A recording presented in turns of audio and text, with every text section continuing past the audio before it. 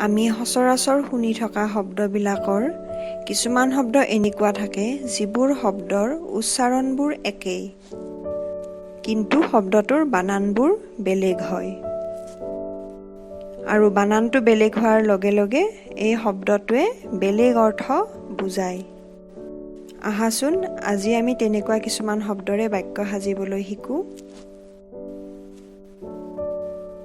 কথা আৰু কথা। প্ৰথম কথাটোত আমাৰ আছে ক দন্তে থত আকাৰে ঠা। এইটো হ'ল কথা বতৰা। ৰাজীৱে খুব কথা কয়। আনহাতে ক মূৰ্ধন্য থত আকাৰে ঠা। এইটো হ'ল মাটিৰ জোখ। মীৰে একঠা মাটি চহাইছে। পানী আৰু পানী। পতাকাৰে পা দন্তে ন দীৰ্ঘইকাৰে পানী। এইটো হ'ল জল। পানী আমাৰ বাবে অতি দৰকাৰী। আৰু পতাকাৰে পা মূৰ্ধন্য ন হ্ৰস্বইকাৰে নি পানী। এইটো পানী মানে হ'ল হাত। ৰামে সীতাৰ পানী গ্ৰহণ কৰিলে। ঠিক তেনেদৰে মতাকাৰে মা মূৰ্ধন্য তত হ্ৰস্বইকাৰে তি মাটি মানে ভূমি। তেখেতৰ বহু বিঘা মাটি আছে। আৰু দ্বিতীয় মাটিটো হ'ল মতাকাৰে মা দন্তে ত দীৰ্ঘইকাৰে তি মাটি মাইকী। সিহঁতৰ ঘৰৰ দুয়োটা হাঁহে মাটি। তাৰে পিছত হ'ল দিন আৰু দিন।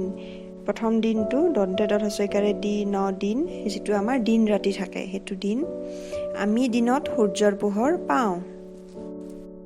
আনহাতে দ্বিতীয় দিনটো দন্তে দ দীৰ্ঘইকাৰে দি ন দিন দুখীয়া।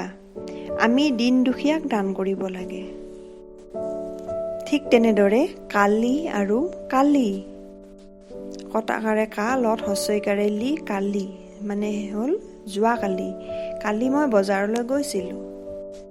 আৰু দ্বিতীয় কালিটো দিছে আমাক কটাকাৰে কা লত দীৰ্ঘইকাৰে লি কালি। সেইটো মানে হ'ল ভগৱান। কালি পূজাত মই নতুন কাপোৰ ল'ম। তাৰপিছত আছে খালি আৰু খালি। শতাকাৰে খা লত হ্ৰস্বইকাৰে লি খালি। এইটো হ'ল খোৱা অৰ্থত।